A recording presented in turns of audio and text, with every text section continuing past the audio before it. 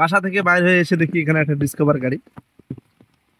আসলে টানা 4-5 ঘন্টা ধরে বৃষ্টি হচ্ছে, বাইকটি এখানে রয়েছে। কিন্তু আপনারা কখনো ভুলেও বৃষ্টিতে বাইক রাখবেন না। দেখেন বাইকটি ডবল স্ট্যান্ড কিভাবে ডেবে গিয়েছে, যে কোনো মুহূর্তে পড়ে যেতে পারে, যেহেতু 2 চাকা মাটির মধ্যে লেগে গিয়েছে।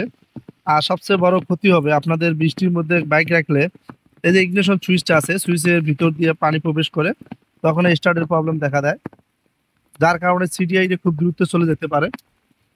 দেখুন কিভাবে বাইকের স্ট্যান্ডার্ড ডেবে গিয়েছে, তাহলে পড়ার সম্ভাবনা আছে। পড়ে গেলে আপনাদের হেডলাইট বা লুকিং গ্লাস যে কোনো মধ্যে স্ক্র্যাচ পড়ে যেতে পারে বা ভেঙে যেতে পারে। এটা একটু খেয়াল রাখবেন। বাইক সবসময় আপনি ঘরের বারান্দায় বা কোনো কিছু দিয়ে ঢেকে রাখবেন। দেখুন কিভাবে ডেবে গিয়েছে।